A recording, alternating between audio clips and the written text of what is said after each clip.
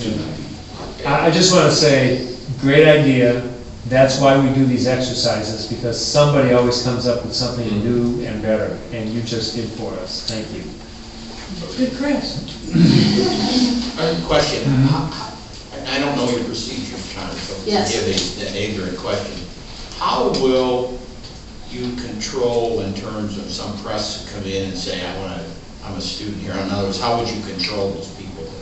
But it's all by sight at the front? They would have to produce an ID, and all guests should check in at the service desk. And so if they don't have a guest pass, or if they don't have a student ID that we can identify that that's a university resident, they're escorted out. Then I had another question, I think it was to this lady's question. The receptionist is going to get overwhelmed with phone calls. Right. Can that line be directed to Yes. the call center from Yes. this? Yes. That's what We would do that. Yeah, we can forward the calls coming into this line to the call center. Just a follow-up question on the press too. In the Chronicle versus Valentine versus Post Tribune, how would you treat the Chronicle? For this situation, the same way, until we would have to work with the advisor and at some later point, or have another staff member talk with the advisor about when it would be appropriate for how we can get information to them, just like we would any other newspaper. And what, since I'm a member of Chronicle, Sure. who would I pursue to get that information? Well, I think we would appoint someone, and I would also just refer you to Wes, Oh, yeah. University Relations. For all, because Wes is going to be the mouthpiece of this crisis management team, so he would have exactly I what. will have the information that Exactly. we're able to release. Well, one of the reasons we set the organization up this way is so there is only one person speaking for the university. And all of that will funnel through Wes. So none of the rest of us would speak, except to say, Wes has the information, or in the case of something that's scripted, which we would share with, say, the RAs in this case, then you would be told, this is what you can say. Other ideas, other thoughts, other observations? I would like to add that Marcia Gordon's office has the most accurate information for contact, legal status, all of that. That's sort of the central location for all of the paperwork. For international students. For international But students. remember, this case happened to be an international Right, student. exactly. That was completely arbitrary. It could be anyone. Okay. And it happened to be in housing, but it could be anywhere. It could be in a classroom.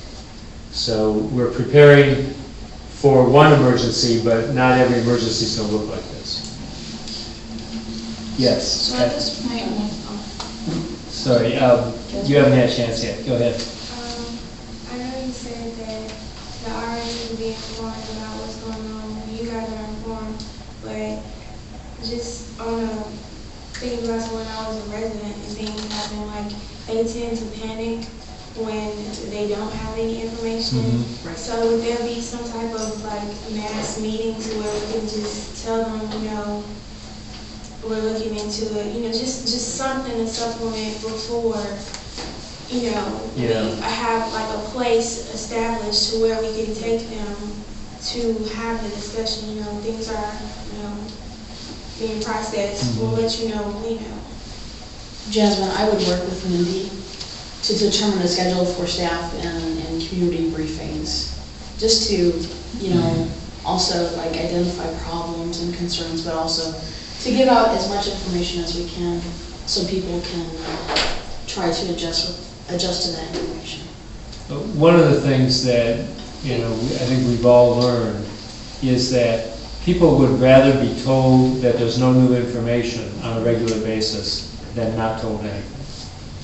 And we would do that. We would set up a time interval to say to people, either there's something new or there isn't. I'd be happy to work with you in terms of information dissemination. If you chose to have a meeting of the housing village that evening or whatever to put rumors at rest or just convey what we know. Now, when you guys said the body was still in the bedroom, we're still allowing residents to still go in and out of the building. What about their guests? Are we going to stop the guest sign-in, or are we going to still allow guests to keep coming in and out while all this is still going on? That's a really good question. It's probably gonna stop. I'm gonna say, the law enforcement presence that's going on in the nature of the business, I'd say, only those people that need to be going in and out. And anybody else, we're gonna have somebody at the door. And we're gonna be controlling who's coming in, who's going out. Remember, at the time, we don't know whether it's a crime scene or not. So that will be up to the police to decide how they want to control the area around a crime scene.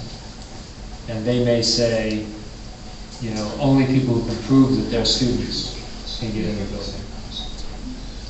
I would say that, you know, we don't want to make it sound like it's a Gestapo and this is a short-term thing, but, you know, from a law enforcement perspective, you got to control, you know, people coming in and coming out. It's not going to be, you know, long extended, but just during the time that, you know, we're actively trying to determine and probably until the body's removed, and then at some point then, you know, those things get relaxed, those things get put back to normal, so it's not going to be too long. But, It would be challenging still to decide who is a resident and who is a student, because Right. we're getting students coming in, a lot of people are students. Right. But knowing who are the residents around, Yeah. that would be a little bit of a challenge. And it may be that for some period of time, even residents aren't permitted in. maybe. I mean, that'd be up to the police. So we just don't know, based on, you know, this is a scenario, based on an actual event, we don't know.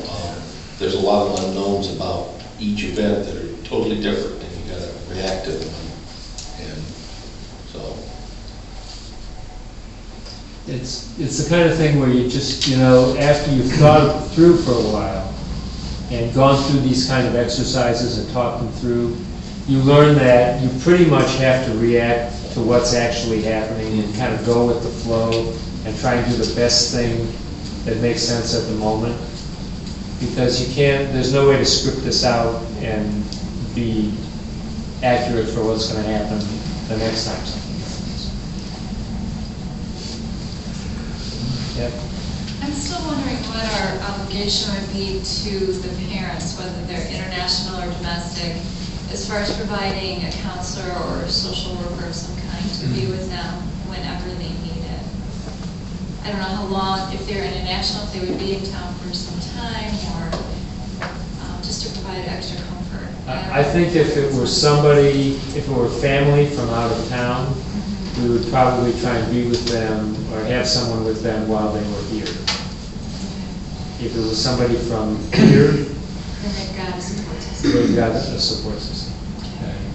You know, and hopefully, you know, that would kick in. Yeah.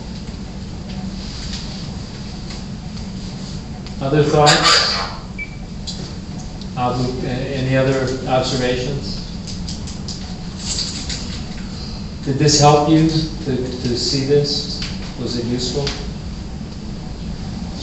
Very good, very impressive, very impressive. It's helpful to see that your trainers a lot. Yeah, I mean, I hope what's apparent is there's just a lot of things that you have to deal with. And if you have a bunch of people sitting around trying to think of them, you'll probably get most of it. Not all of them, but most of them. But that's what it takes. It takes a lot of people sitting around trying to think about, okay, what didn't we think of? One thing I want to reassure everybody, some of these questions came out, it looked like everybody around the table knew the scenario. We didn't. Just we've been working on it for 18 months, kind of thing. Writing these scenarios becomes more and more difficult.